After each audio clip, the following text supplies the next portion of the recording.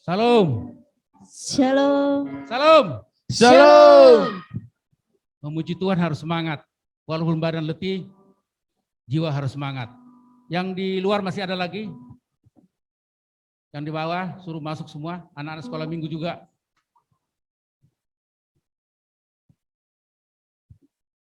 Baiklah, saudara terkasih yang di gereja, yang juga ada di lain, up your hands, yang di lain, angkat tanganmu.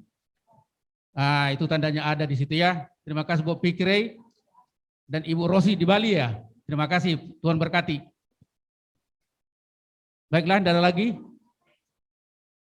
Kami mohon HP, tolong di silent saja untuk dalam ibadah kita, supaya tidak mengganggu ibadah kita di pagi hari ini. Udah Pak, ada lagi?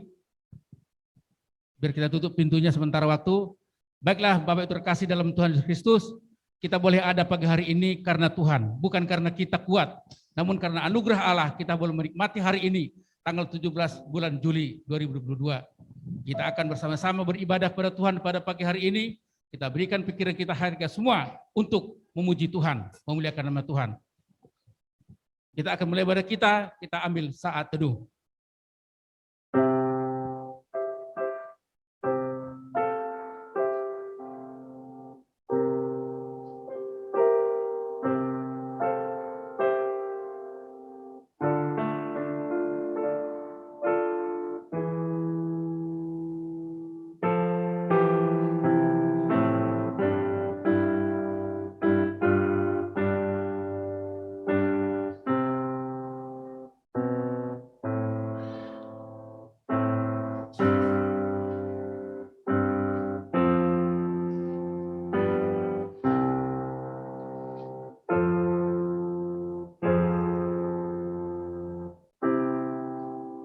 Kita bersatu dalam doa.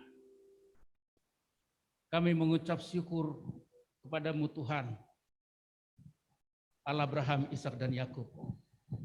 Allah yang kami sembah di dalam nama Tuhan kami Yesus Kristus, yang telah menolong kami, yang telah menebus kami dari dosa dan maut. Kami bersyukur pada pagi hari ini, pagi yang sangat indah bagi kami. Kami boleh berkumpul di tempat ini. Seberapun kami yang ada Tuhan, kami boleh datang memuji, menyembah Tuhan lewat puji-pujian kami dan juga mendengarkan firman Allah yang akan ditaburkan oleh hamba Tuhan. Bapa, kami serahkan pagi hari ini ibadah kami dari awal, menengah sampai akhir. Biarlah semuanya di bawah kuasa Tuhan. Roh Kudus-Mu hadir menyertai kami. Ruangan ini dipenuhi Roh Allah. Biarlah kami boleh beribadah dengan sungguh-sungguh. Biarlah kami boleh berkenan di hati Tuhan. Terima kasih Bapak, terima kasih. Kami serahkan semua pelayan-pelayan Tuhan, sidang jemaat-Mu yang mengambil bagian pelayanan pada pagi hari ini. Tuhan tolong berkati semuanya. Urapi dengan kuasa Roh Kudus-Mu, terutama hamba-Mu yang Kau pakai menjadi saluran berkat Tuhan. Dan seluruh sidang jemaat yang mendengarkan kami di sini, baikkan Maria yang dengar-dengaran kepada Tuhan Yesus Kristus. Biarlah kami boleh pulang di tempat ini dengan hati yang sukacita dan berkat-berkat Tuhan terus melimpah dalam kehidupan kami. Dan kami selalu bersyukur pada Allah yang hidup. Tuhan, kami berdoa juga buat saudara kami yang ada di lain sekarang ini. Tuhan berkati mereka di kejauhan mereka berada. Namun tangan Tuhan tidak kurang panjang-panjang mereka karena Tuhan adalah Allah yang maha hadir. Berkati juga saudara kami dalam perjalanan menuju tempat ini. Tuhan, biarlah mereka boleh tiba di tempat ini dengan sehat sukacita, bersama-sama kami memulai ibadah kami. Berkati sarana prasarana gereja yang kami pakai, biarlah semuanya menjadi kemuliaan bagi nama Tuhan. Terima kasih Bapak, dan kami akan mulai ibadah kami di dalam nama Tuhan kami, Yesus Kristus Allah yang hidup. Haleluya. Amin. Kita bangkit berdiri, kita angkat pujian. Pujilah Allah.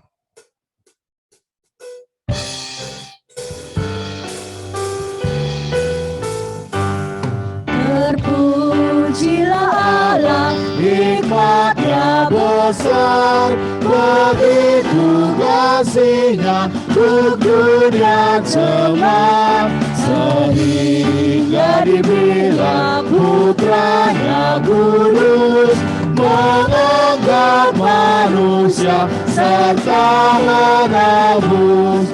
Pujilah, pujilah, Tuhanlah dunia. Bergelar, bergelar, mendengar suaranya.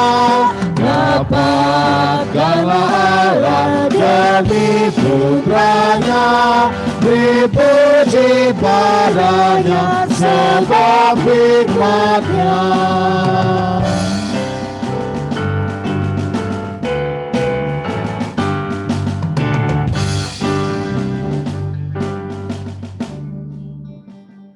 Arahkanlah hatimu kepada Tuhan dan beribadahlah kepadanya dengan sikap penyembahan. Pertolongan kita itu datangnya dari Tuhan Allah yang menjadikan langit dan bumi dan yang tidak pernah meninggalkan perbuatan tangannya. Anugerah dan damai sejahtera dari Allah Bapa dan dari Tuhan kita Yesus Kristus dan oleh pertolongan Roh Kudus menyertai ibadah kita di minggu pagi hari ini. Amin. Dengarkanlah firman Tuhan yang terdapat di dalam Mazmur 97 ayat 1 sampai dengan 3. Tuhan adalah Raja, biarlah bumi bersorak-sorak, biarlah banyak pulau bersukacita, awan dan kekelaman ada sekeliling Dia, keadilan dan hukum adalah tumpuan tahtanya. Api menjalar di hadapannya dan menghanguskan para lawannya sekeliling. Jemaat dipersilakan duduk kembali. Saya mengundang untuk anak-anak sekolah minggu maju ke depan. Anak-anak sekolah minggu akan memuji Tuhan terlebih dahulu.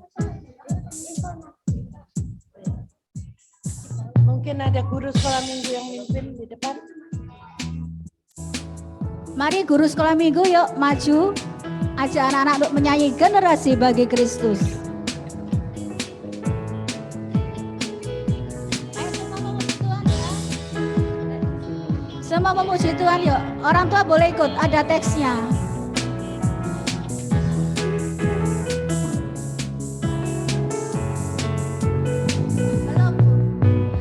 Aku berdiri di hadapan Tuhan, taat senang hati, ku diselamatkan dan bertumbuh untuk melayani.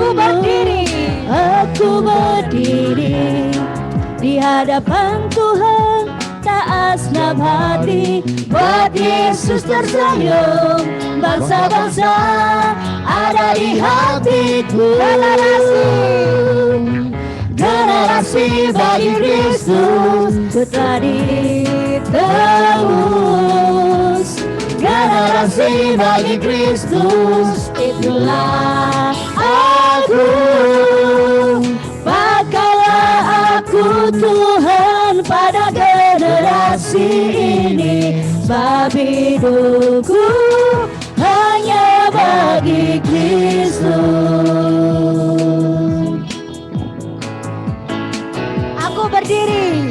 Aku berdiri di hadapan Tuhan, taat senam hati, ku telah diselamatkan dan bertumbuh untuk melayani-Mu. Aku berdiri di hadapan Tuhan, taat senam hari, buat Yesus tersenyum. Bangsa-bangsa ada di hatiku. Generasi bagi Kristus telah ditebus. Generasi bagi Kristus, itulah aku. Pakailah aku Tuhan pada generasi ini, sebab hidupku hanya bagi Kristus. Puji Tuhan. Kita doakan generasi ini, generasi bagi Kristus. Bapa yang di surga, kami sungguh mengucap syukur kalau hari ini lagi anak-anak kami boleh kembali memuji Tuhan Aku adalah generasi bagi Kristus. Engkau menolong anak-anak ini boleh bertumbuh di dalam iman mereka. Semakin hari semakin mengenal Tuhan. Semakin hari semakin percaya kepada Tuhan. Dan mengandalkan hidup mereka sejak mereka masih kecil. Kami bersyukur Tuhan, Tuhan sudah memelihara mereka. Mereka boleh bersekolah kembali dengan tubuh yang sehat. Dan mereka boleh kembali bersuka cita di tengah-tengah keluarga dengan pengertian bahwa Tuhan memelihara kehidupan anak-anak beserta seluruh keluarga. Kami berdoa untuk anak-anak pagi hari ini yang akan mendengar firman Tuhan di kelas Siforsi dan juga akan memuji Tuhan. Engkau memberkati. Dan kami berdoa untuk setiap guru yang bertugas hari ini Engkau urapi. Terima kasih ya Tuhan. Engkau buka hati dan telinga anak-anak sehingga mereka dapat berkonsentrasi di acara Siforsi. Terima kasih Tuhan. Di dalam nama Tuhan Yesus kami berdoa. Amin. Silakan anak-anak menuju kelas.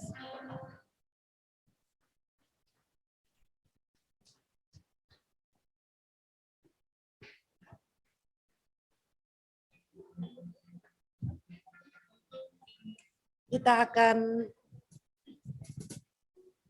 memuji Tuhan sejauh timur dari barat sebelum kita memasuki doa pengakuan dosa.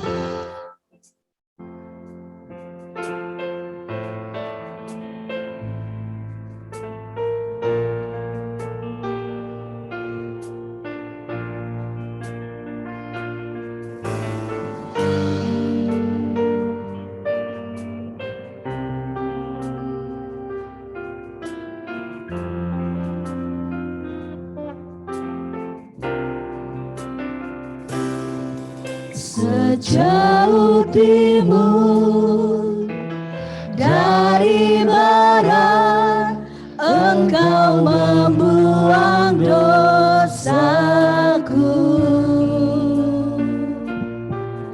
Tiada kau ingat lagi pelanggaranku.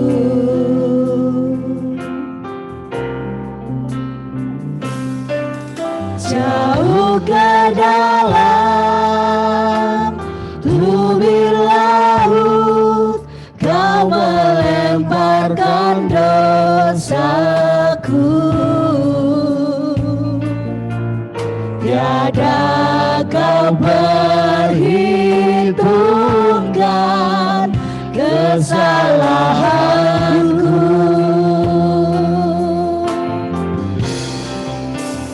Betapa besar kasih pengampunanmu Tuhan. Tak kau pandang hina hati yang hancur.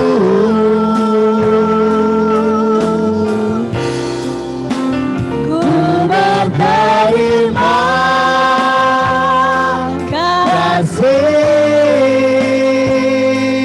kepadamu ya Tuhan. Pengampunan yang kau beri, pulihkanku.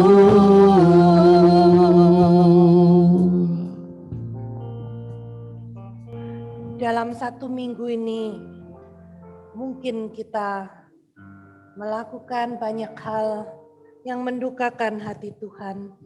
Mari kita bersama-sama mengakui di hadapan Tuhan dan mohon pengampunan Tuhan. Mari kita berdoa secara pribadi.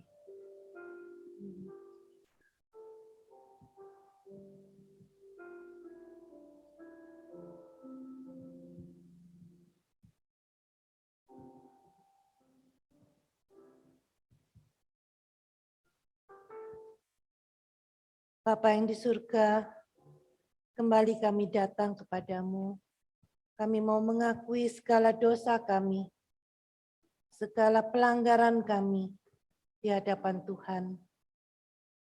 Ampuni karena dalam banyak hal kami seringkali lalai dan seringkali kami mendukakan Tuhan melalui kata-kata kami, melalui tindakan kami, dan biarlah Tuhan mengampuni akan segala pelanggaran kami. Dan kami tahu jikalau kami mengaku dosa di hadapan-Mu, Engkau mengampuni kami. Ya Tuhan, kami rindu di hari-hari yang akan datang, kami boleh kembali menikmati kasih anugerah Tuhan. Kami boleh diperbaharui hari demi hari, sehingga kami mempunyai sukacita, kenikmatan di dalam menjalani hari-hari kami, karena Engkau memulihkan persekutuan kami dengan Tuhan dan memulihkan persekutuan kami dengan sesama. Terima kasih ya Tuhan, Engkau memberkati setiap kami yang sudah hadir pada saat ini dan minta pengampunan dari Tuhan. Terpujilah Engkau ya Tuhan, di dalam nama Tuhan Yesus kami berdoa. Amin. Saya mengundang Bapak Ibu untuk bangkit berdiri. Kita akan mendengarkan berita anugerah berdasarkan kasih karunia Allah dalam Tuhan kita Yesus Kristus. Mari kita dengarkan berita pengampunan dosa dari Keluaran 34 ayat yang ke-9. Serta berkata, jika aku telah mendapat kasih karunia di hadapan-Mu ya Tuhan, berjalanlah kiranya Tuhan di tengah-tengah kami. Sekalipun bangsa ini suatu bangsa yang tegar tengkuk, tetapi ampunilah kesalahan dan dosa kami.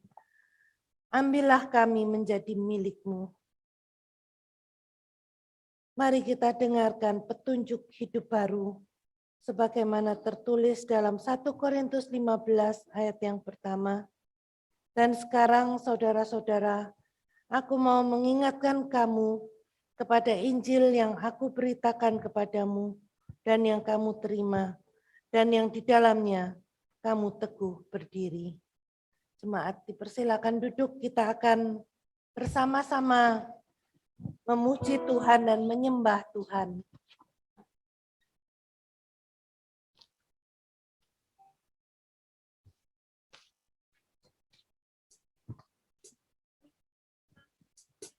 Ya, selamat pagi. Ya, mengucap syukur untuk pagi hari ini. Saya lihat ada Bapak Yeskiel dan keluarga, selamat datang di GKRI Misi Aletheia. Ya. Juga Bapak Ibu Saudara yang baru hadir, selamat datang di GKRI Misi Aletheia. Untuk saudara-saudara kami ada di Zoom, selamat hari Minggu, Tuhan memberkati kita semua.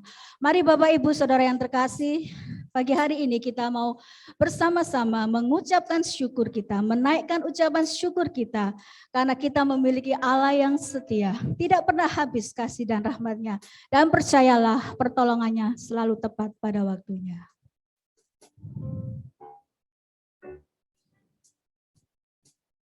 Ku naikkan syukurku buat hari yang Kau beri, tak habis-habisnya kasih dan rahmat-Mu.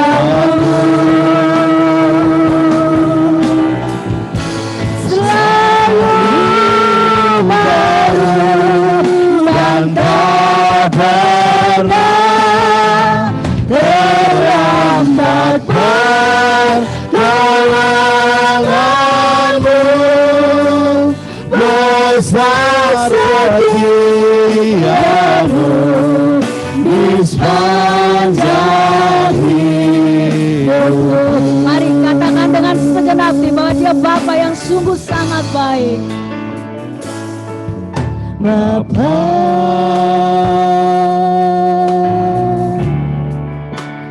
Engkau sungguh baik, kasih-Mu melimpah di hidupku.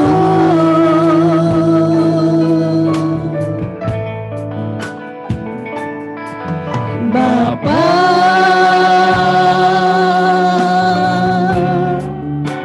ku berterima kasih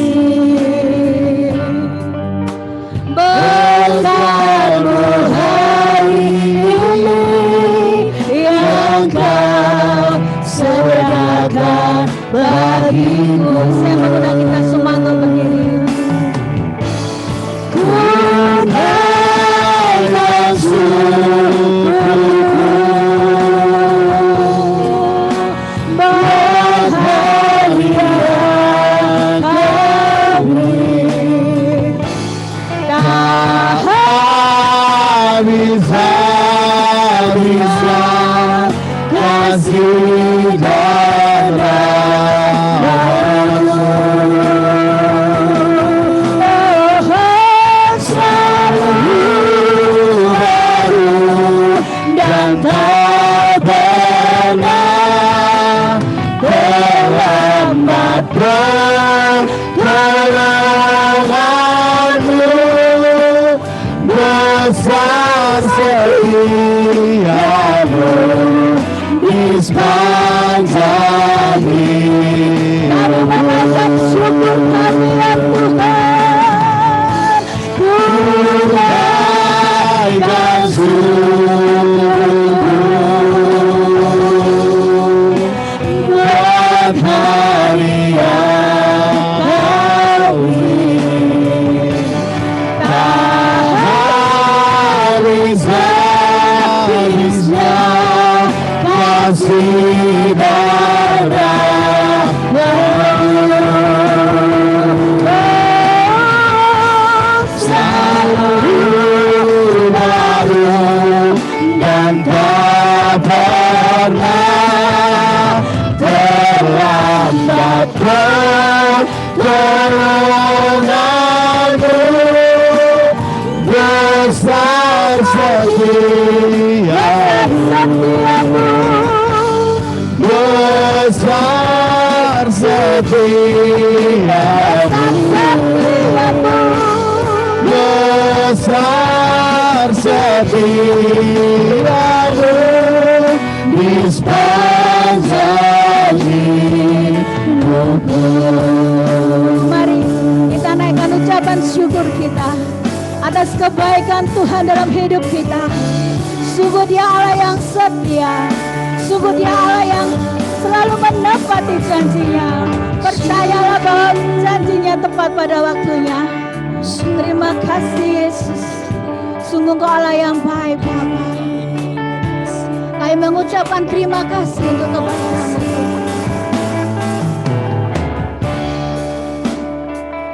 Terima kasih Yesus. Terima kasih Yesus. Terima kasih Yesus. Terima kasih Yesus, ku bersyukur hanya bagi-Mu, ya Tuhanku, ya Allah. Terima kasih Yesus, terima kasih Yesus. Terima kasih Yesus, ku bersyukur hanya bagi-Mu. Terima kasih Yesus. Ku bersyukur. Ku bersyukur hanya bagi-Mu. Ku bersyukur hanya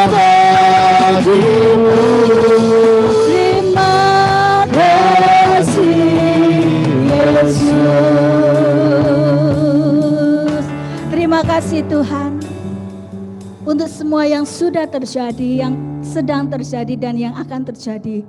Kami percaya mendatangkan kebaikan bagi hidup kami. Asal kami tetap setia, melekat hanya kepada Engkau, satu-satunya Allah, Juru Selamat dalam hidup kami. Amin. Shalom. Shalom. Ya, boleh high five ke kanan kiri, muka belakang. Boleh senyum, pasti di balik masker ada senyum yang indah. Mari kita semua umat pilihan Allah bangkit melayani Tuhan.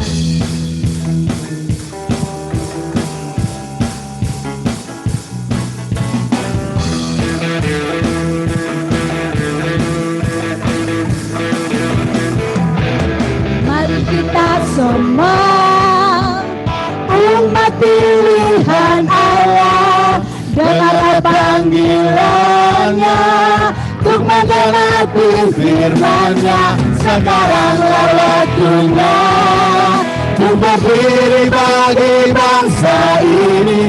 Mari maju umat pemenang.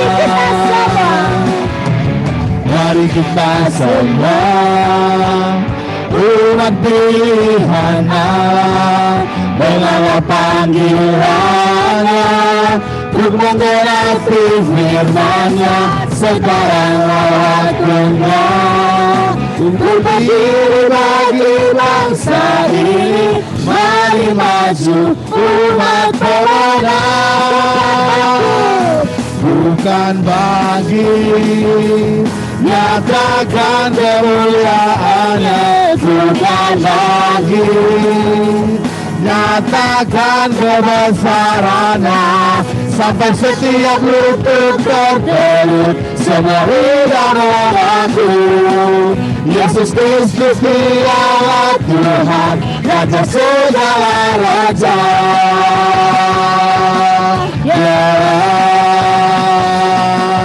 Raja. Mari lebih bersemangat, kita mau mengabarkan Injil bagi Tuhan.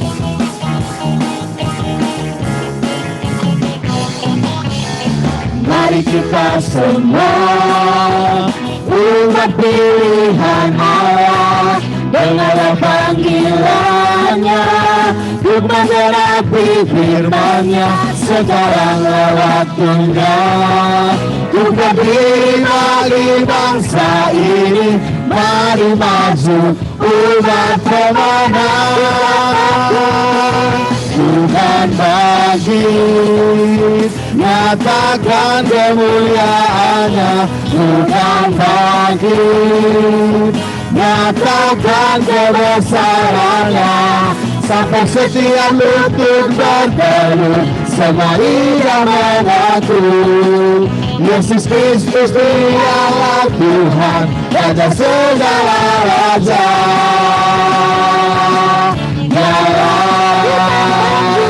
Bukan lagi nyatakan kemuliaan-Nya, bukan lagi nyatakan kebesaran-Nya, sampai setiap lutut bertelut, semua lidah mengaku Yesus Kristus Dialah Tuhan, Raja segala raja. Raja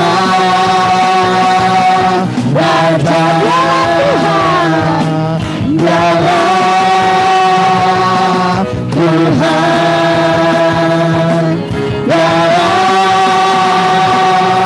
Raja.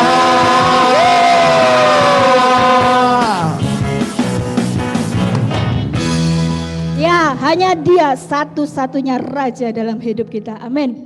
Saya meminta Saudara Karis untuk memimpin kita. Kita akan baca bersama-sama Mazmur Tuhan dalam Mazmur 115 ayat 12 sampai 15.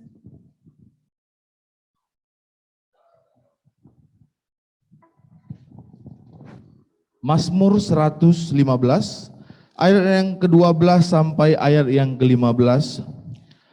Tuhan telah mengingat kita.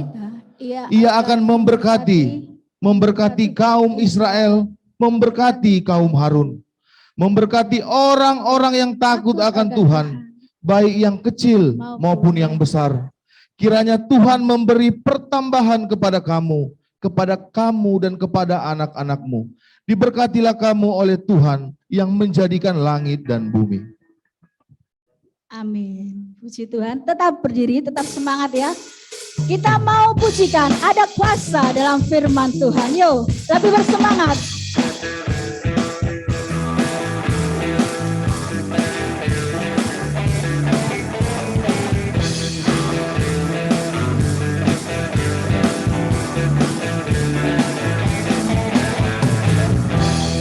Firman-Mu, kebenaran-Mu, itulah kekuatanku. Iman dan keadilan menjadi perlindunganku. Ku tahu lawanku tak berkuasa atasku.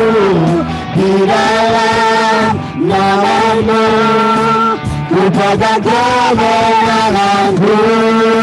Sebab itu ambillah senjata Allah di dalam kuasa namanya. Dan kan ku injak-injak iblis di kakiku di dalam kuasa namanya.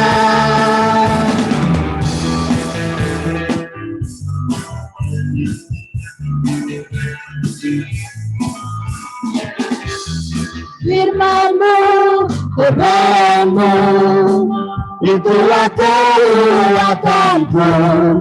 Iman dan keadilan menjadi perlindunganku. Berkayu lawanku tak berkuasa atasku. Di dalam nama-Mu ku pegang kebenaranku.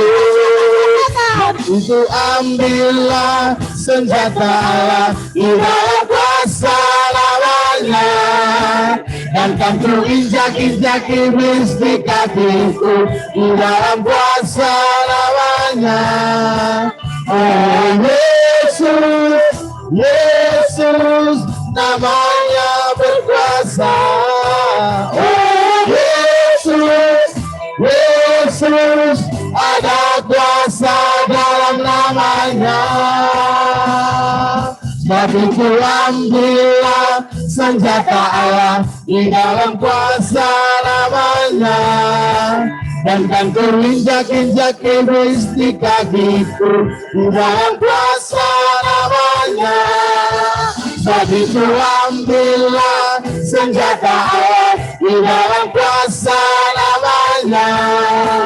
Dan kan ku injak-injak iblis di kakiku di dalam kuasa namanya. Oh Yesus, Yesus namanya berkuasa. Oh Yesus, Yesus ada kuasa dalam namanya. Amin. Yang percaya ada kuasa dalam nama Yesus. Amin. Silakan duduk. Terima kasih sudah berdiri bersama kami. Tiba saatnya kita akan mendengarkan firman Tuhan. Biarlah kita mau setia sampai akhir, sampai kita dapatkan mahkota kehidupan.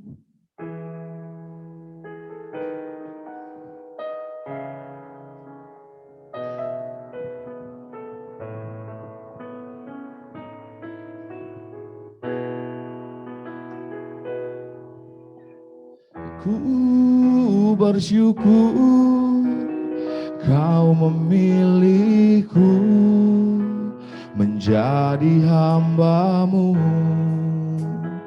melayani-Mu. Segenap hidupku ku serahkan untuk kemuliaan-Mu. Mari sidang jemaat pujikan bersama. Ku mau setia sampai akhir, melayani seumur hidupku, sampai ku dapat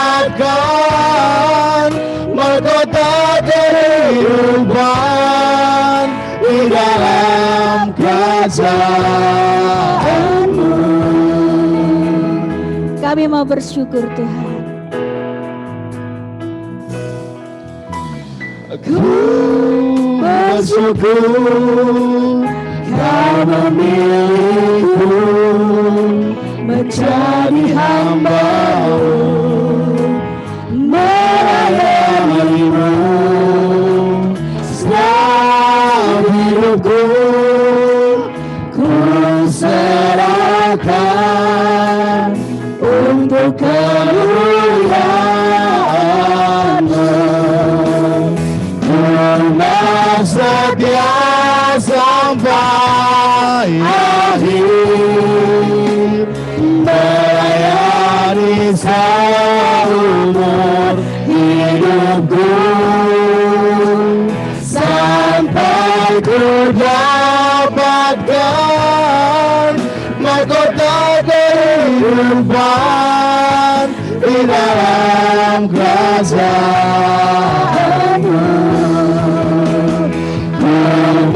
Setia sampai akhir, melayani seumur hidupku, sampai ku dapatkan mahkota kehidupan di dalam kerajaan-Mu.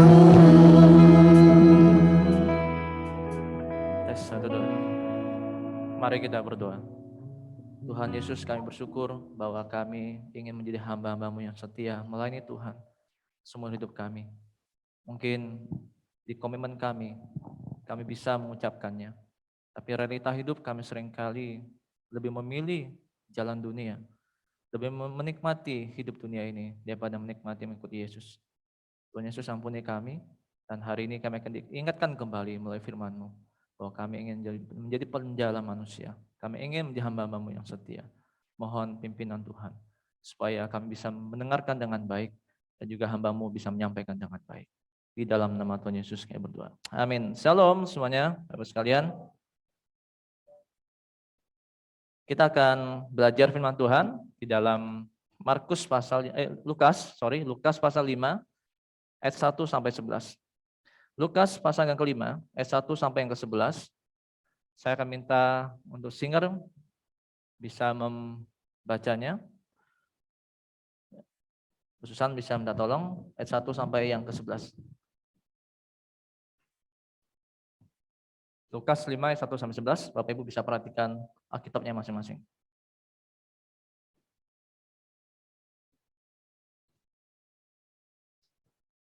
Lukas 5 ayat yang ke-1.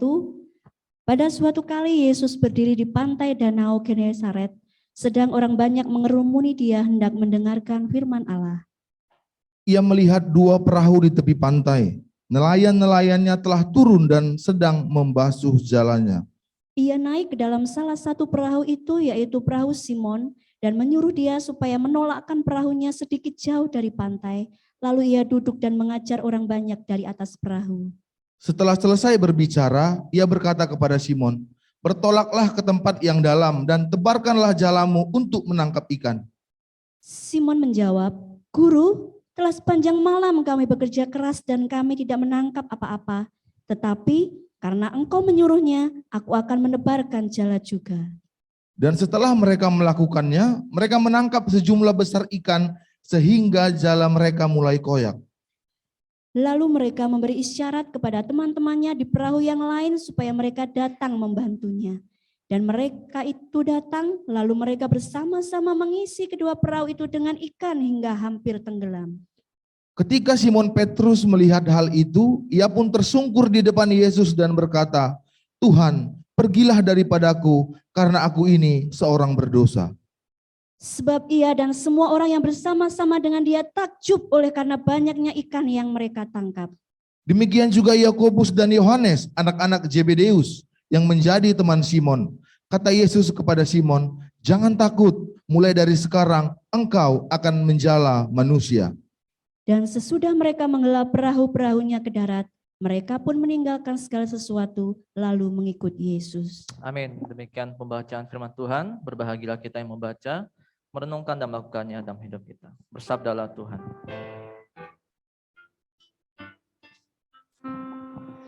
Bersabdalah Tuhan, kami mendengarkan. Bersabdalah Tuhan, kami mendengarkan. Kuatkanlah kami dan hiburlah kami. Kuatkanlah kami dan hiburlah kami. Amin. Salam sekali lagi Bapak Ibu sekalian yang di gereja maupun di Zoom. Salam. Ya, kita akan mendengar firman Tuhan. Saya akan review sedikit tentang khotbah yang minggu pertama dan minggu kedua. Mungkin slide langsung bisa kedua ya. Bapak sekalian, bahwa minggu pertama kita masih ingat bahwa Pak Pendeta Rio menyampaikan tentang misi. Misi itu berasal dari Allah, ya.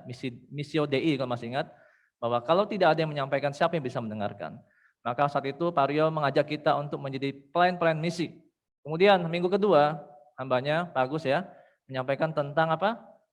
Menjadi murid di Matius pasal 28 ayat 16 sampai yang 20.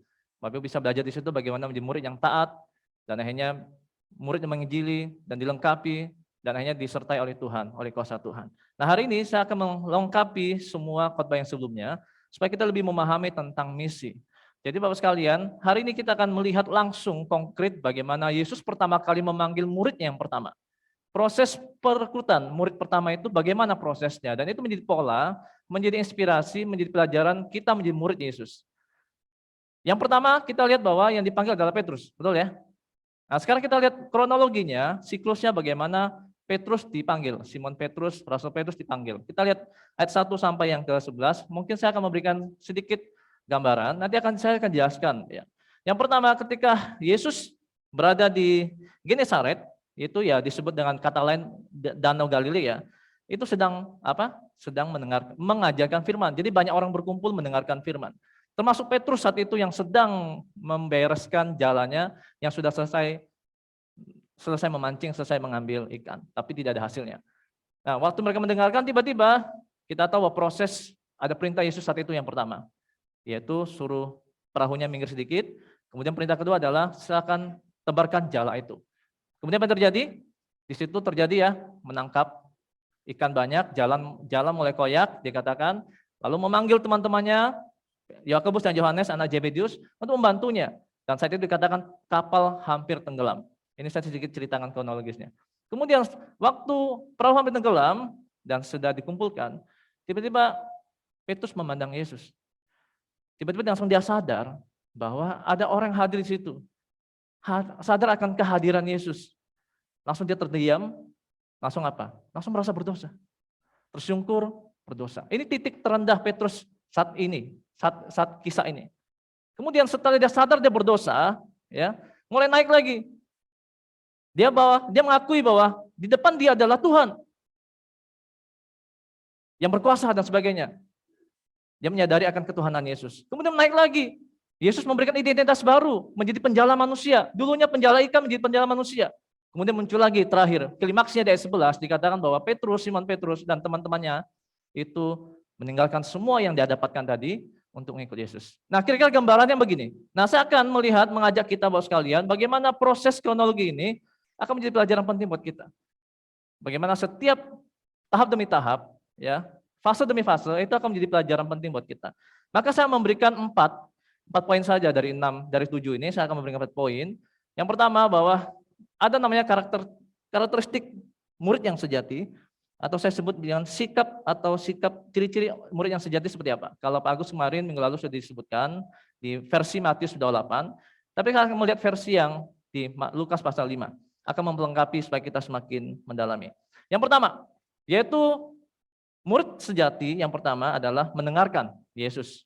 Buktinya apa? Buktinya kalau kita lihat ayat yang 1 sampai yang ketiga, dikatakan apa? Di situ banyak orang mendengarkan firman Allah, ayat 1 ya, mendengarkan firman Allah.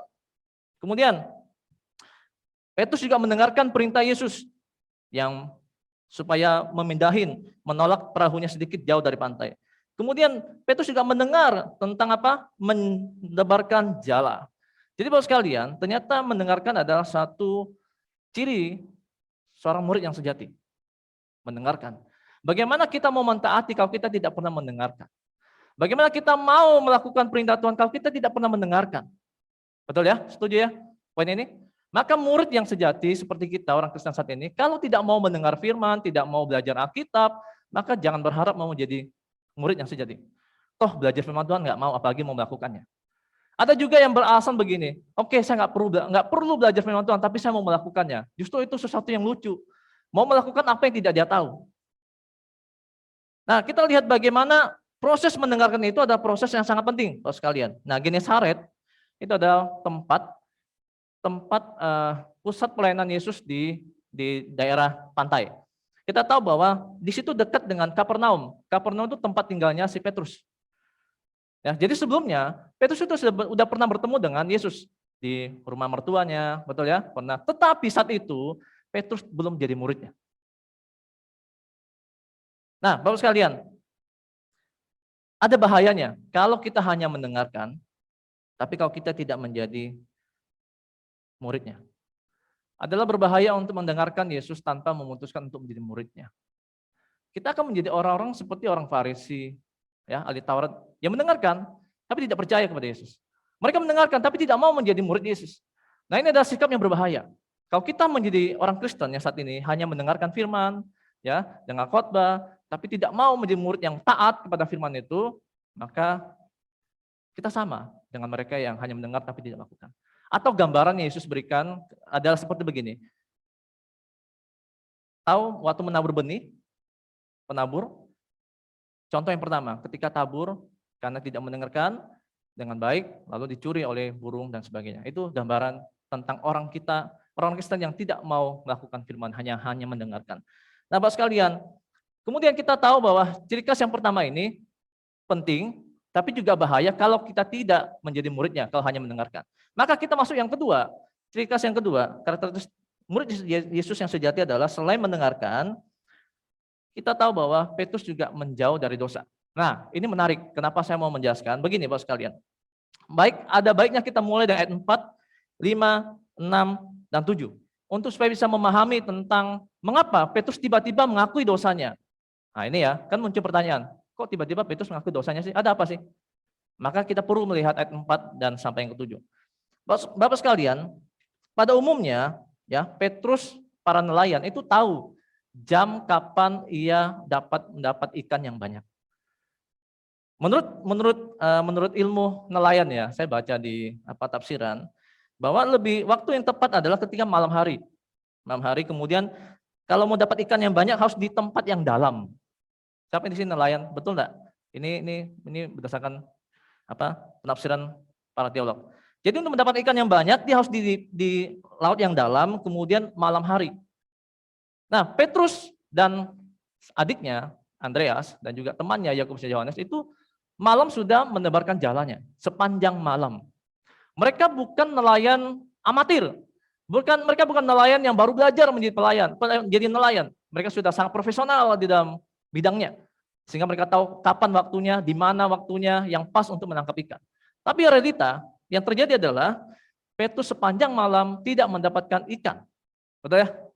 Lalu pagi harinya, cerita yang kita baca tadi, Yesus lagi ke Genesaret, di Danau Galilea, tempat Petrus menangkap ikan. Mereka lagi menyiapkan jala, lagi bersihkan jala itu. Sedang bersihkan. Betul ya, Bapak sekalian? Nah, lalu tiba-tiba Yesus datang. Yang notabene bukan seorang nelayan, yang memang spesialis Yesus adalah ya pengkhotbah. Saat itu dikenal sebagai guru. Memberikan nasihat kepada Petrus yang seorang profesional nelayan. Nah, sekarang saya mau tanya, posisi Bapak Ibu sekalian, kalau jadi Petrus, dikasih tahu orang yang bukan bidangnya, biasanya kan kita agak sedikit skeptis ya, ragu ya. Itu yang dilakukan oleh Petrus, sebenarnya dia agak ragu pertama. Coba kita baca ayat yang 5 ya. Guru, telah sepanjang malam kami bekerja keras dan kami tidak menangkap apa-apa. Tapi karena engkau menyuruhnya, aku akan menebarkan jala juga. Untuk yang bait pertama, kita tahu bahwa Petrus sedang mengungkapkan tentang keraguannya. Guru, kami loh sudah sepanjang malam tidak dapat apa-apa. Ada kandungan keraguan di situ, skeptis di situ ada. Dan bagi saya wajar. Karena Petrus itu udah nelayan puluhan tahun sebelum ikut Yesus. Dan Yesus datang bukan datang sebagai seorang nelayan, tapi sebagai seorang guru, memberikan nasihat itu, sehingga muncul seperti itu. Tapi Bapak Ibu sekalian, perhatikan baik-baik. Petrus berkata apa? Tapi karena engkau menyuruhnya, aku akan menebarkannya jala juga. Kemudian kita tahu faktanya, dapat ikan banyak, jala mulai koyak, dan kapal mulai tenggelam. Tiba-tiba, Petrus merasa berdosa. Nah pertanyaannya, mengapa Simon Petrus tiba-tiba merasa berdosa? Nah, kita akan mendalami hal ini, menjadi pelajaran penting. Bapak sekalian, ketika kita menyadari akan siapa diri kita, maka kita akan tahu status kita akan tahu kondisi kita, dan kita tahu siapa di depan kita. Nah, saya akan memberikan sedikit gambaran, coba bisa next. Nah. Tentang ini kira-kira yang saya bisa lihat bahwa mengapa Petrus akhirnya bertobat atau mengakui dosanya. Pertama, saat itu Petrus sadar bahwa di depan dia adalah Yesus Kristus. Yang dia sendiri terbatas, walaupun dia seorang nelayan profesional, ya, punya nelayan yang sangat berpengalaman, tapi dia sedang berhadapan dengan Tuhan Yesus yang Maha Kuasa, yang mengendarai, dia menguasai alam semesta ini. Jadi Petrus terbatas, dia sadar, oh iya ternyata saya sangat terbatas. Walaupun saya memang banyak pengalaman, tapi kalau saya bertemu dengan Maha Kuasa, penciptanya, maka saya merasa berdosa. Mungkin pertama mengandalkan pengalaman saya. Petrus pertama mengandalkan profesionalnya dia sebagai nelayan. Tapi ketika dia melihat apa yang terjadi, dia dapat ikan banyak, dia sadar bahwa saya terbatas. Saya sedang di hadapan Tuhan Yesus yang Maha Kuasa.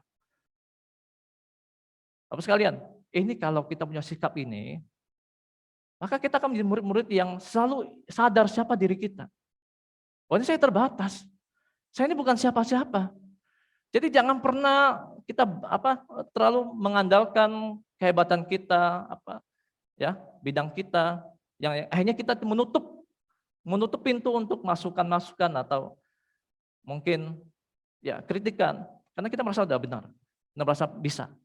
Tapi kita hari ini belajar, Petrus juga merasa terbatas, maka dia mengakui dosanya. Yang kedua, selain menganggap terbatas, langsung tiba-tiba muncul keberdosaannya Petrus, karena dia tahu bahwa Yesus itu kudus. Nah, nanti saya akan mengkorelasikan ayat selanjutnya nanti, Bapak sekalian. Kemudian Petrus juga di situ dikatakan keselamatan Petrus, dia di situ baru sadar siapa Yesus dan dia merasa berdosa, di situ dia diselamatkan oleh Tuhan Yesus. Hadirat Allah, hadirat Yesus menyelamatkan Petrus. Nah, Bapak sekalian, siapa yang menyelamatkan kita? Perbuatan kita? Bukan. Kehebatan kita? Bukan. Keuangan kita? Bukan. Petrus selamat bukan karena itu semua, tapi karena kehadiran Yesus, karena jamahan Yesus, karena panggilan Yesus yang membuat kita bisa diselamatkan. Nah, Bapak sekalian, saya teringat dengan istilah bahwa orang yang tidak merasa orangnya berdosa, maka dia tidak perlu diselamatkan. Sekali lagi saya ulangi, seseorang yang merasa dirinya tidak berdosa, dia pasti tidak perlu juru selamat. Karena dia merasa dirinya tidak berdosa. Dia merasa dirinya benar kok, ngapain saya perlu juru selamat? Toh saya benar. Nah, kalau kita punya sikap sebaliknya, kalau kita merasa orang berdosa, kita orang yang terbatas, maka kita perlu hanya sadar, oh ya saya perlu Tuhan. Saya perlu anugerah Tuhan. Jadi Bapak sekalian, saya mau ngajak Bapak sekalian merenung sebentar. Bapak Ibu sekarang merasa diri benar, merasa diri terbatas. Apakah Bapak Ibu perlu juru selamat? Apakah Bapak perlu kasih karunia? Kalau perlu, ayo kita tunduk di hadapan Tuhan. Titik terendah Petrus saat itu adalah dia merasa berdosa. Saya tahu kita semua orang-orang yang masih bergumul dengan dosa kita. Ya, walaupun kita sudah diselamatkan dosa kita, tapi kita masih dalam proses pengudusan, maka kita terus berjuang akan dosa-dosa kita. Saya tidak tahu dosa Bapak Ibu apa. Yang tahu hanya Bapak Ibu. Yang sembunyikan Bapak Ibu. Tapi biar kita berusaha sama-sama ketika di hadapan Tuhan, kita mengakui dosa kita. Cepat atau lambat Bapak sekalian, kita harus menjadi murid yang bertobat penuh Ya. Cepat atau lambat kita harus menjadi murid-murid Yesus yang akhirnya apa? Yang akhirnya merasa sadar bahwa kita perlu Tuhan Yesus, perlu kasih anugerah Tuhan. Itu yang kedua. Kita akan belajar yang ketiga. Jadi ciri khas yang murid sejati pertama adalah mendengarkan, tidak cukup hanya mendengarkan. Yang kedua adalah mentaati, yaitu dengan apa? Menjauh dari dosa. Bagaimana Petrus sadar dirinya berdosa ketika dia berhadapan dengan Tuhan Yesus yang kudus. Sekarang yang ketiga, kita belajar. Apa karakteristik yang ketiga menjadi murid yang sejati? Selain mendengarkan, selain menjauh dari dosa, ternyata juga siap untuk menjala manusia, menjadi pelayan Tuhan. Nah, mari kita baca di ayat yang ke-8. Ketika Simon Petrus melihat hal itu, ia pun tersungkur di depan Yesus dan berkata, Tuhan, pergilah daripadaku karena aku ini seorang berdosa. Sebab ia dan semua orang yang bersama-sama dengan dia takjub oleh karena banyaknya ikan yang mereka tangkap. Ayat 10. Demikian juga Yakobus dan Yohanes, anak-anak Zebedius, yang menjadi teman Simon. Kata Yesus kepada Simon, jangan takut, mulai dari sekarang engkau akan menjala manusia. Nah, Bapak sekalian, kata menjala manusia mungkin muncul konotasi negatif. Tahu konotasi enggak, Bapak sekalian? Kandungan arti yang negatif. Contoh begini. Ini saya baca pendapat, ada satu tafsir yang cukup menolong saya untuk mengerti hal ini. Jadi waktu itu kan Petrus menjala ikan. Nangkap ikan, ikannya diapain? Ditangkap, dimakan, ya dimakan dong ikannya. Dijual dan dapat uang. Nah pertanyaannya, tiba-tiba Tuhan Yesus mengatakan kepada Petrus, kamu penjala manusia. Oh berarti saya nangkap manusia hidup-hidup, lalu kemudian saya jual, saya matikan. Saya jual, begitu? Nah, di sini terjadi konotasi negatif kalau bagi yang tidak memahami dengan baik. Kalau kita terlalu menggunakan metafora ini, bahwa kita harus jadi nelayan, Nah, hati-hati, ada batasannya metafora ini. Maka kita perlu namanya pemaknaan baru. Pemaknaan baru. Kata penjala itu kita perlu makna baru yang Yesus berikan kepada Petrus. Soalnya kalau enggak, kita nganggap bahwa kita seperti nelayan, nangkap ikan, dijual, ditangkap, dibunuh. Tapi Yesus bilang, kamu menjadi penjala manusia. Berarti kita cari orang yang berdosa, kita tangkap, kita kurung, kita bunuh, dan kita jual. Begitu dah? Tidak. Ada makna baru. Apa makna barunya, Bapak sekalian? Mungkin saya akan memberikan sedikit pengertian bahasa aslinya ya. Tapi nggak perlu. Bisa next slide-nya. Jadi ada 3 pengertian yang muncul, yang dipakai kata itu. Ya. Kata menangkap hidup-hidup, Bapak sekalian. Di situ ada kata zogron, ya kalau bahasa Yunani zogron, Bapak Ibu nggak perlu ingat, tapi artinya menangkap hidup-hidup. Nah, kata ini juga sering dipakai untuk konteks berburu dan berperang. Jadi menjala manusia, kata menjala, penjala, itu konteksnya untuk berburu dan berperang. Sehingga memang negatif sekali kalau kita nggak hati-hati menggunakan kata penjala. Kemudian kata itu juga dipakai oleh menggambarkan iblis yang menjerat manusia, kata menjala manusia. Itu iblis pakai kata itu, menggambarkan iblis menjerat manusia. Nah, 2 pengertian yang di atas itu memang negatif. Tapi ketika Yesus mengatakan Petrus, engkau adalah penjala manusia, memberikan pemaknaan baru. Apa pemaknaan baru? Yaitu bahwa kamu menjadi penjala manusia, artinya kamu memberitakan Injil, kamu nangkap, tapi kamu berikan kebebasan dan kamu berikan keselamatan di situ. Berbeda dengan konteks yang 2 pengertian sebelumnya. Jadi artinya bahwa ketika menangkap hidup-hidup, kita menjadi penjala manusia, kita terapkan belas kasihan Yesus di situ yang pernah kita dapatkan dari Tuhan Yesus. Kita berikan belas kasihan itu kepada orang lain dan kemudian kita bawa dia kepada Yesus Kristus dan orang itu pasti diselamatkan. Itu penjala manusia.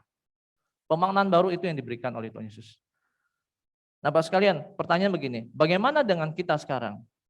Apakah kita sudah menjadi penjala manusia? Atau pertanyaan saya ganti, berapa hasilnya sekarang kita menjala manusia? Ini menjadi refleksi buat saya ya. Selama saya pelayanan jadi Tuhan, hamba Tuhan, pelayanan jadi hamba Tuhan, berapa banyak hasil yang saya pancing atau saya jala, yang saya bawa kepada orang-orang tidak percaya Yesus? Tidak selalu kita berhasil, Bapak sekalian. Tidak selalu kita mendapatkan hasilnya dengan baik. Tapi yang penting adalah bagaimana kita tetap mau melakukan itu. Berapapun hasilnya, itu bukan urusan kita. Itu Roh Kudus yang bekerja, itu bagian Tuhan. Tugas kita adalah bagaimana kita terus menjala manusia, menyampaikan belas kasihan anugerah Tuhan itu kepada orang lain, supaya mereka diselamatkan. Jadi Bapak sekalian, saya mau ceritakan sedikit tentang bagaimana istri saya kan berapa kali masuk rumah sakit ya, Bapak Ibu tahu ya, vertigo dan sebagainya. Akhirnya saya dapat satu hal, saya pelajaran satu hal. Karena 2 kali atau 3 kali masuk rumah sakit yang sama di Bayangkara. Saya ikuti proses penyembuhan istri saya, dan kemudian setelah keluar dari rumah sakit ada namanya kontrol lagi kan, kemudian ada namanya terapi.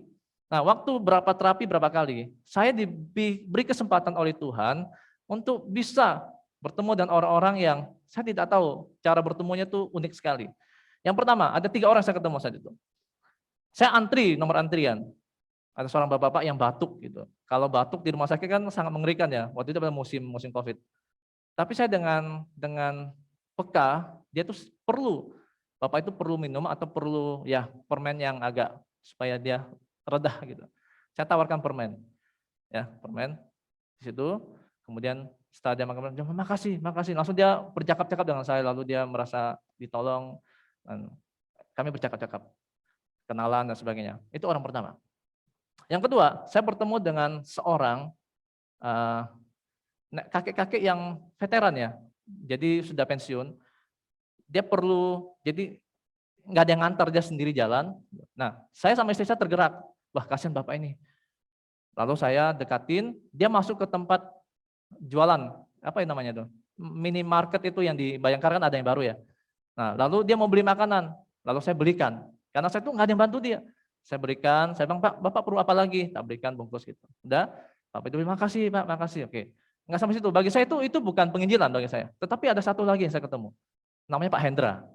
Tiba-tiba ngantri obat. Kan antri obatnya panjang di Bayangkara itu. Istri saya nunggu di pojok, saya juga nunggu. Ketemu namanya Pak Hendra. Pak Hendra ini ternyata orang yang sakit jantung sudah berpuluh-puluh tahun. Wah. Kemudian cerita, ngobrol-ngobrol dengan saya, istrinya kenapa Pak, sama istri saya ini vertigo dan sebagainya. Oh, saya juga vertigo, saya juga komplikasi, dia sebutin penyakitnya, ada 5 penyakitnya. Ini Pak, saya terus Bapak gimana perawatannya? Saya seminggu, setiap bulan sekali saya pasti ambil obat di sini. Oh gitu. Terus ngobrol-ngobrol, ternyata dia seorang Kristen. Seorang Kristen yang ya mungkin sempat kecewa dengan Tuhan lah ya, karena mungkin karena sakitnya tidak sembuh-sembuhkan, sempat kecewa dengan Tuhan. Waktu ngobrol-ngobrol, terus saya bilang, saya pelayanan di gereja gitu. Beliau waktu itu belum sadar pelayan itu maksudnya seperti apa. Tapi hanya ngobrol-ngobrol, terakhir saya berdoa untuk Bapak ini. Saya bilang, Pak, ayo kita berdoa. Karena saya merasa Bapak ini pasti kuatkan kembali. Saya berdoa, selesai, saya merasa ada sukacita. Mendoakan orang di rumah sakit. Padahal istri saya juga sedang sakit gitu posisinya. Saya juga sedang sakit saat itu. Tapi mendengar orang sakit, lalu disebut, saya bilang, percaya Yesus Pak. Kembali percaya Yesus. Nah, akhirnya Pak Hendra bilang, iya saya akan kembali. Nah, saya percaya bahwa ini bukan karena saya pintar bicara, tidak. Saya tidak bicara banyak, saya hanya mendengarkan. Tapi Roh Kudus bekerja.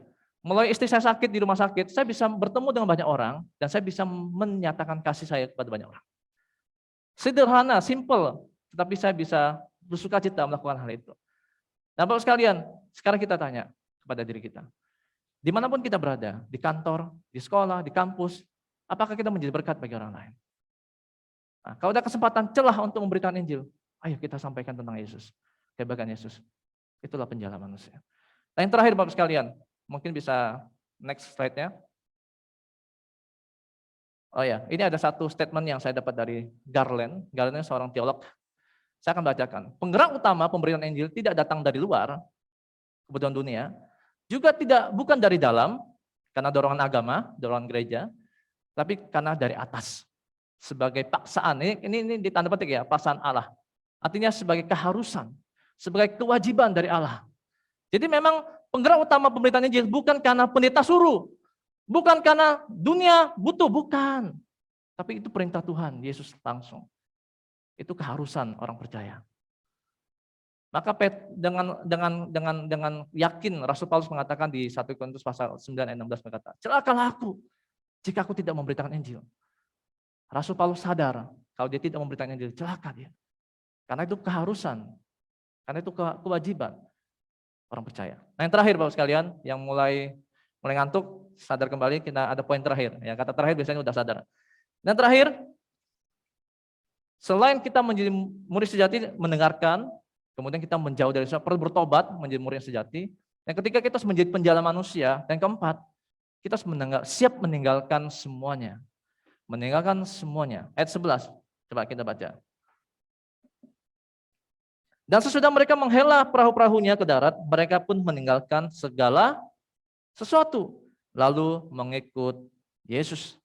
Nah, Bapak sekalian, ada yang mengatakan bahwa kalimat ini, cerita ini sedikit hiperbolik. Artinya, mungkinkah Petrus dan murid-murid yang lain masa tinggalkan langsung?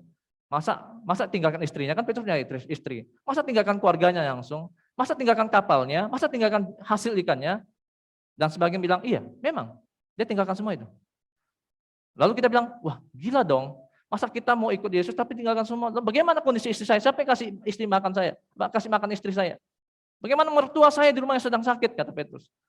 Tapi orang mengatakan tetap iya. Mereka tinggalkan. Tetapi kata tinggalkan, Bapak sekalian, bukan berarti tidak ada relasi dengan keluarganya. Ini perhatikan kuncinya ya. Tinggalkan artinya bukan tidak ada relasi dengan keluarganya. Walaupun Petrus saat itu tinggalkan hasil ikannya, perahunya, jalannya, tapi dia tidak pernah lepas komunikasi dengan keluarganya. Tetap di situ. Justru jadi momen di mana dia bisa beritakan Injil kepada keluarganya. Jadi tinggalkan semuanya, mungkin sekarang bagi kita sangat ekstrim. Misalnya gini, oh berarti kalau saya mau dihamba Tuhan, saya tinggalkan pekerjaan saya, tinggalkan rumah saya tak jual, semua tak tinggal, saya ikut Yesus. Apakah begitu? Nah, untuk sekarang konteksnya, kita akan punya pemahaman baru yang kita bisa pikirkan lebih dalam daripada itu. Saya akan bacakan begini. Mereka meninggalkan ambisi karir mereka. Jadi sebenarnya Petrus dan teman-teman itu meninggalkan ambisi karir mereka yang dulu nelayan, tapi sekarang nelayan Kristus, penjala manusia. Meninggalkan dosa-dosa lama mereka, termasuk segala sesuatu dosa kita, meninggalkan keselamatan keamanan hidup yang mereka jalani sebelumnya, versinya kita, dan mereka meninggalkan hak mereka untuk menyebut hidup mereka sendiri. Itulah meninggalkan sesuatu yang versi yang sekarang. Mari kita tinggalkan dosa kita. Kita tinggalkan mungkin karir yang menghalangi kita untuk ikut Yesus. Kita tinggalkan semua yang menghalangi kita untuk ikut Yesus. Itu menjadi beban, jadi berhala buat kita. Tinggalkan. Termasuk hobi. Kalau hobi itu menghalangi kita ikut Yesus, ya udah tinggalkan.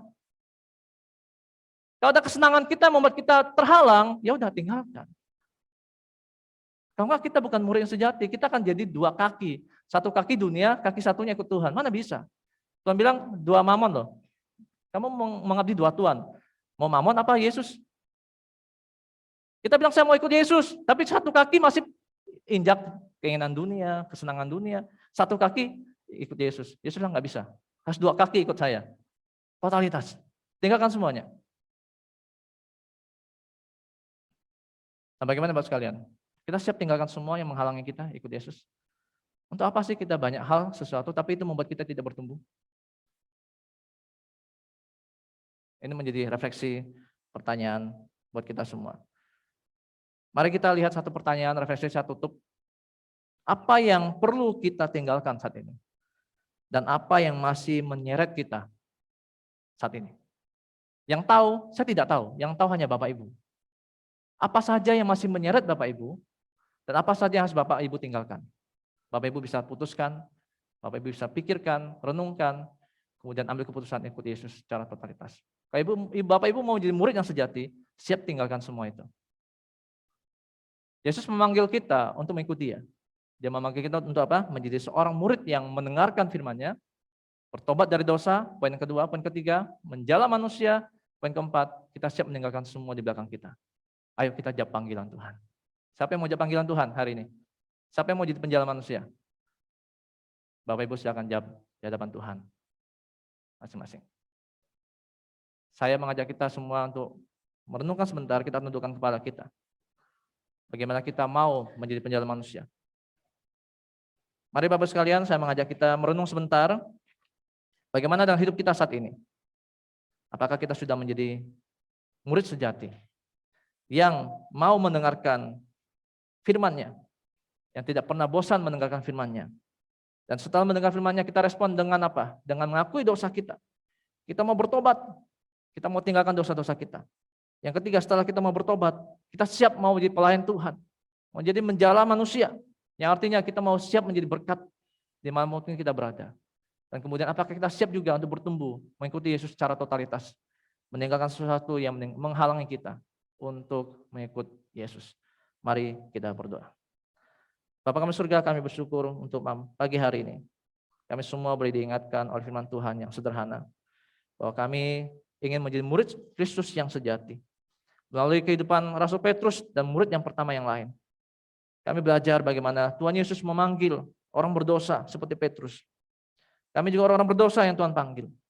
Dan kami dijadikan murid-murid Yesus, kami dijadikan anak-anak-Mu. Maka kami ingin mendengar, kami ingin belajar mendengar firman-Mu Tuhan. Kami tidak mau menjadi hanya mendengar, tapi kami juga mau menjadi pelaku. Dan berilah kami telinga Tuhan yang benar-benar mau mendengar dengan baik.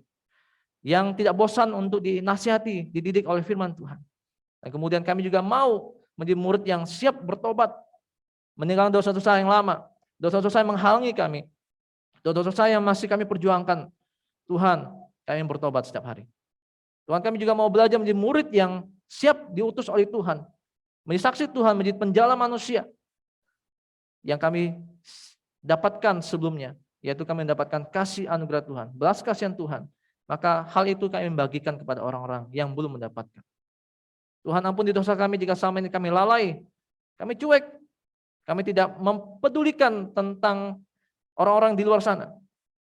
Kami berpikir bahwa kami cukup hanya ke gereja.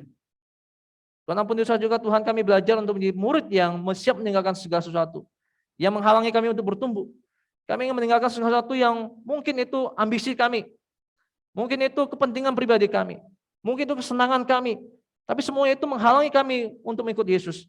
Maka itu sia-sia Tuhan. Biar kami siap menjadi murid yang radikal, yang totalitas meninggalkan segala sesuatu. Untuk mempersembahkan untuk Tuhan seluruh hidup kami. Tuhan Yesus yang tahu hidup kami saat ini. Kami yang mungkin selama ini tidak bertumbuh. Kami tidak pernah baca kitab. Kami tidak berdoa. Atau kami jarang-jarang ke gereja. Ampuni dosa kami Tuhan. Pulihkan kami. Supaya kami bisa ditegur kembali untuk menjadi murid sejati. Kami yang malas untuk mendoakan orang lain. Kami yang tidak peduli dengan hal-hal rohani. Kami semua yang tidak senang dengan ditegur oleh dosa. Ditegur dosa kami. Dan kami masih hidup dalam dosa. Ampuni kami Tuhan. Pulihkan kami. Dan biar di bulan ini GKRI Misi Aletheia terus menggemakan semangat penginjilan. Karena penggerak utama penginjilan itu bukan berasal dari gereja. Bukan dari dalam, tapi dari inisiatif Tuhan sendiri. Karena Tuhan, kami mau menjadi murid yang sejati, yang mendengarkan perintah ini. Mau menjadi saksi bagi Kristus. Kami teringat juga Tuhan tuh rencana mission trip pemuda akan dilakukan tanggal 23-24 Juli minggu depan di GSPI Dadapan. Berdoa Tuhan supaya para youth leader tim yang akan berangkat di sana diberikan kerendahan hatian, kesehatian, mempersiapkan diri dengan baik bahwa mereka adalah alat Tuhan, bahwa mereka adalah murid-murid Tuhan untuk menjadi saksi di sana, menjadi berkat di sana, supaya Tuhan tutup semua kemungkinan kesombongan yang muncul di sana, tutup kemungkinan, tutup pintu-pintu mungkin ada ambisi di situ, tapi biar kamu sungguh-sungguh murni untuk melayani Tuhan. Dan berdoa Tuhan juga untuk semua kegiatan gereja tempat ini, berdoa untuk PAUD, PPA maupun semua pelayanan di gereja ini Tuhan memberkati. Dan juga berdoa untuk pengembangan usaha dilakukan di gereja ini. Tuhan berkati Tuhan supaya bisa menolong untuk kemajuan gereja kami. Dan kami juga bersyukur di tengah-tengah ibadah kami bisa berdoa untuk hamba-hambamu yang berulang tahun. Berdoa untuk Bapak Agung Triwinarto 15 Juli, dan Bestin 15 Juli, dan Ibu Ririn 17 Juli. Kami berdoa untuk hamba-hambamu ini, 3 hambamu ini. Berdoa supaya memberkati pekerjaan, kesehatan, studi, dan juga terutama iman mereka. Supaya mereka yang suam-suam kuku kembali kepada Tuhan. Mereka yang enggan, Tuhan, berikan hati yang mau ditegur dan mau kembali kepada Tuhan. Berkati keluarga ini dan pekerjaan, semua pergumulan Tuhan yang memberkati. Tuhan yang menolong mereka. Di dalam nama Tuhan Yesus yang telah mengajar kami berdoa. Bapa kami yang surga, dikuduskanlah nama-Mu, datanglah kerajaan-Mu, jadilah kehendak-Mu di bumi seperti di surga. Berikanlah kami pada hari ini makanan kami yang secukupnya, dan ampunilah kami akan kesalahan kami, seperti kami juga mengampuni orang bersalah pada kami. Dan janganlah membawa kami ke dalam pencobaan, tapi lepaskanlah kami dari yang jahat. Karena Engkau yang punya kemuliaan, kuasa dan kemuliaan sampai selama-lamanya. Amin. Tuhan Yesus memberkati.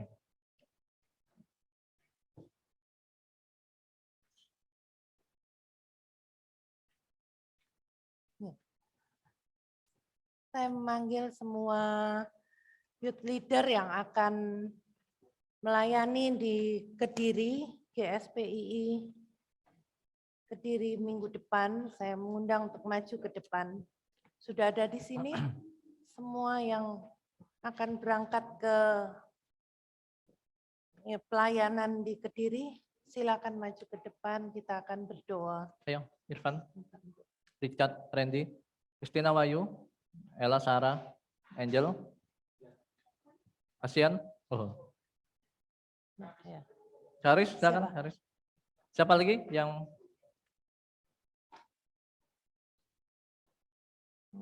bagus? Nggak ada bagus? Bagus kerja ya? Oke. Bapak Ibu jemaat sekalian, kegerakan misi kita dimulai dari anak-anak kita ini, remaja, untuk menjadi batu loncatan untuk kegerakan PI kita itu boleh menjadi bagian daripada seluruh kita. Seperti yang khotbah barusan disampaikan oleh hambanya Pak Heri Chin. Saya undang kita bangkit berdiri ya semua. Mari kita satukan hati untuk kita berdoa pada anak-anak kita yang akan melayani misi di Kediri 2 hari. Ya. Mari kita berdoa. Bapa yang di sorga, kami berterima kasih untuk Injil-Mu membakar hati daripada anak-anak kami remaja pemuda ini. Ya. Untuk mereka mau menjadi pelayan Tuhan, mau menjadi alat di tangan Tuhan, memberitakan kabar baik di gereja GSPI di Kediri ya Tuhan. Ya. Kami berdoa pakailah anak-anak-Mu ini Tuhan, supaya boleh menjadi berkat, memperkaya kehidupan gereja di sana, dan mereka pun juga diperkaya oleh pelayanan gereja GSPI. Kami berdoa dalam nama Yesus, kiranya Roh Kudus yang menolong mereka di dalam pelayanan baik untuk sekolah minggu di sana, maupun KKR pada malam minggu, maupun ibadah di gereja. Tuhan, pakailah mereka ya Tuhan. Dan kami berdoa biarlah Injil yang diberitakan boleh didengar banyak orang di sana, dan mereka boleh menerima Kristus sebagai Tuhan dan Juru Selamat. Tuhan, pelayanan ini bukan untuk mempermuliakan nama gereja ini, tapi hanya untuk mentaati panggilan Tuhan, mengabarkan kabar baik yang telah kami terima di dalam Tuhan Yesus, yaitu kehidupan yang kekal itu ya Tuhan. Dan biarlah ini momen yang penting untuk kami semua di tempat ini, supaya kami juga bergerak melalui kehidupan kami dimanapun kami berada, kami boleh menjadi saksi Kristus yang hidup. Sekali lagi di dalam nama Bapa dan Roh Kudus, menyertai mereka di dalam pelayanan penginjilan mereka. Haleluya. Amin. Amin. Silakan Terima kasih. duduk. Ya. Mungkin tolong ditayangkan yang udah dia. Ibu Retno bisa deh. Nah Bapak Ibu, maaf deh Bu ya. Tanggal 25 MD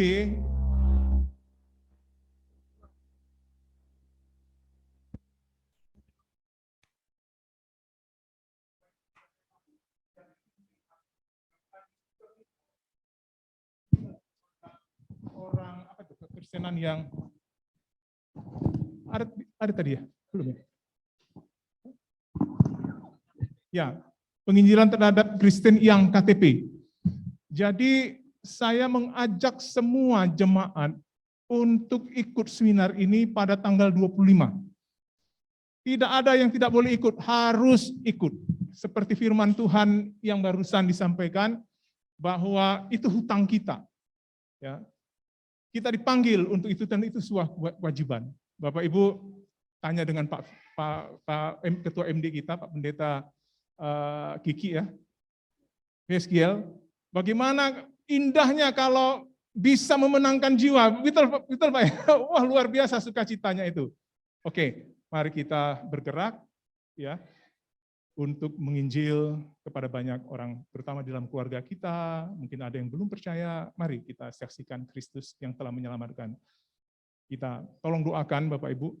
Saya akan berusaha bertemu dengan Pak Gracia Pelu, ya.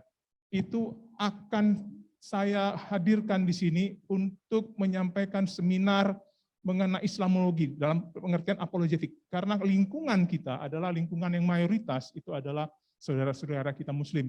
Bagaimana kita bisa mempertahankan atau mempertanggungjawabkan akan iman kita? Nah, tolong doakan mudah-mudahan di dalam semester depan ini ya, kita akan bisa menghubungi dia dan dia mau datang ke sini untuk menyampaikan seminar itu. Saya kira itu saja. Terima kasih. Tuhan memberkati.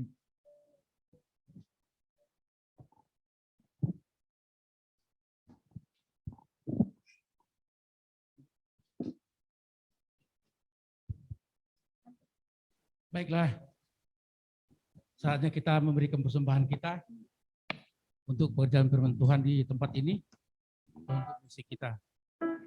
Dan untuk mendasari kita memberikan persembahan, saya akan bacakan dalam 1 Tawarikh 29 ayat 17. Aku tahu ya Allahku, bahwa Engkau adalah penguji hati dan berkenan kepada keikhlasan. Maka aku pun mempersembahkan semuanya itu dengan sukarela dan tulus ikhlas. Dan sekarang umatmu yang hadir di sini telah kulihat memberikan persembahan sukarela kepadamu dengan sukacita. Yang petugas tolong.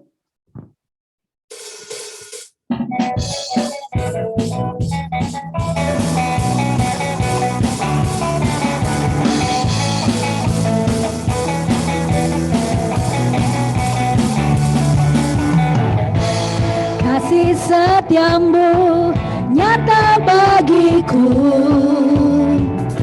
hikmat kebajikan tersedia bagiku. Sebab Allah sanggup lupakan segalanya, dan anugerahnya sangat besar bagiku. Aku diberkati, aku dilimpahi, karena Allah sanggup untuk menyediakan. Aku diberkati, aku dilimpahi, atas sempurna anugerah Tuhan bagiku.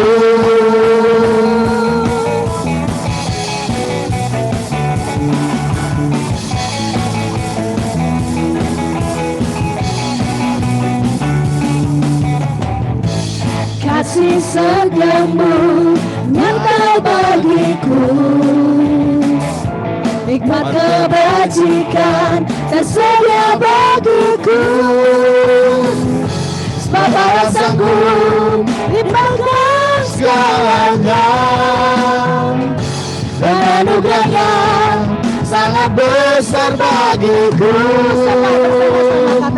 Aku diberkati, aku dilimpahi, karena Allah sanggup untuk menyediakan. Aku diberkati, aku dilimpahi, atas sempurna anugerah Tuhan bagiku. Aku diberkati, aku dilimpahi, karena Allah sanggup untuk menyediakan. Aku diberkati, aku dilimpahi, atas sempurna anugerah Tuhan bagiku.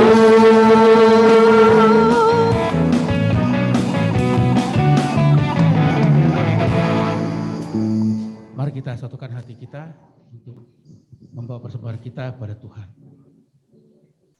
Terima kasih kembali kami panjatkan kehadirat Tuhan yang Maha Kudus Allah kami, atas segala kemurahan Tuhan dalam ibadah kami pada pagi hari ini.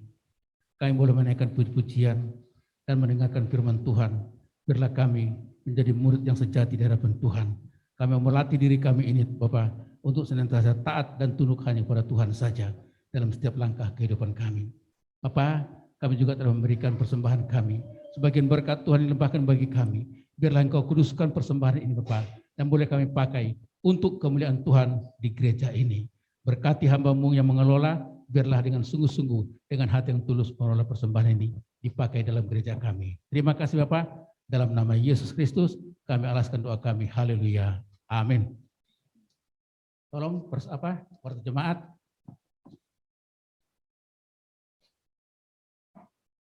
Yang sudah dikasih tahu sama Pak Rio tadi ya.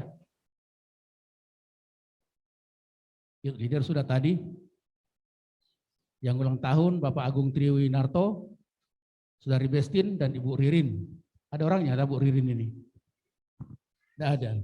Oh ya, tidak ada. Padahal hari ini ya, ternyata makan-makan besar ini kalau ada. Tapi tidak ada, tidak jadi. Terus lanjut. Ini mengundang seluruh jemaat untuk hadir dalam ibadah malam dedikasi peringatan 1 tahun almarhum Bapak Sartono. 1 tahun sudah ya. Hari Jumat tanggal 22 Juli 22 jam 19 di gereja ini. Jadi hari Rabu tidak ada ibadah PPD. Sekali lagi kami umumkan, hari Rabu tidak ada PPD. Digabung hari Jumat ibadah untuk ibadah malam dedikasi Bapak Sartono Bakara yang sudah duluan menghadap Tuhan. Ya, dengan semua kita hadir semuanya, hadir di tempat ini jam 7 malam. Mungkin ada lagi? Kalau tidak ada lagi, terima kasih. Tuhan Yesus memberkati kita sekalian. Saya mengundang jemaat untuk bangkit berdiri. Kita akan bersama-sama mengucapkan pengakuan iman kita. Pengakuan iman dimulai. Aku percaya kepada Allah, Bapa yang Maha Kuasa, hak langit dan bumi, dan kepada Yesus Kristus, anaknya yang tunggal Tuhan kita, yang dikandung dari Roh Kudus, lahir dari anak darah Maria, yang menderita sengsara di bawah pemerintahan Pontius Pilatus, disalibkan, mati dan dikuburkan, turun ke dalam kerajaan maut, pada hari yang ketiga, bangkit pula dari antara orang mati, naik ke sorga, duduk di sebelah kanan Allah, Bapa yang Maha Kuasa. Dan dari sana ia akan datang untuk menghakimi orang yang hidup dan yang mati. Aku percaya kepada Roh Kudus, gereja yang kudus dan am, persekutuan orang kudus, pengampunan dosa, kebangkitan tubuh, dan hidup yang kekal. Amin. Kita akan nyanyikan nyanyian jemaat.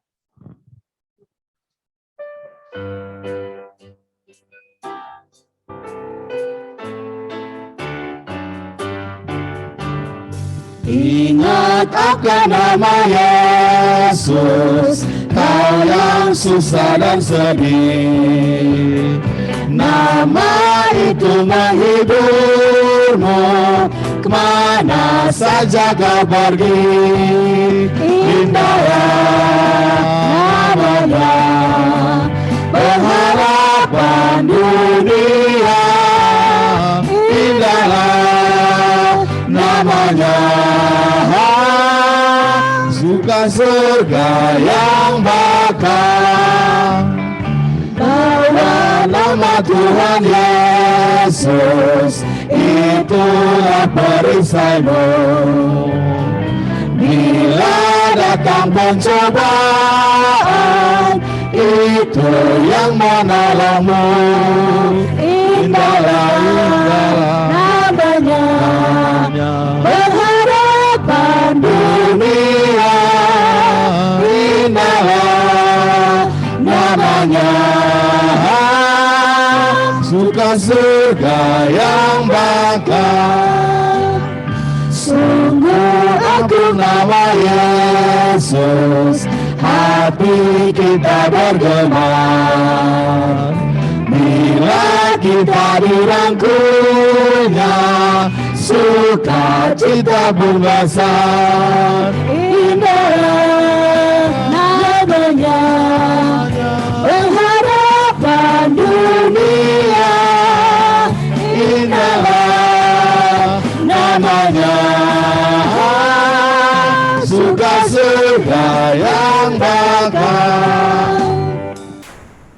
Doksologi. Bagi Bapa, Anak dan Roh, puji hormat dan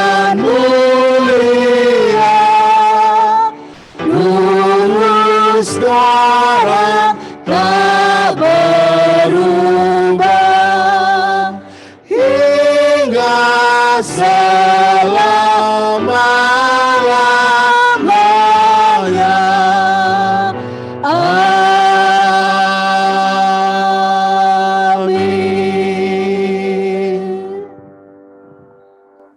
Jemaat, pulanglah dan terimalah berkat dari Tuhan. Tuhan memberkati engkau dan melindungi engkau. Tuhan menyinari engkau dengan wajah-Nya dan memberi engkau kasih karunia. Tuhan menghadapkan wajah-Nya kepadamu dan memberi engkau damai sejahtera. Amin. Amin.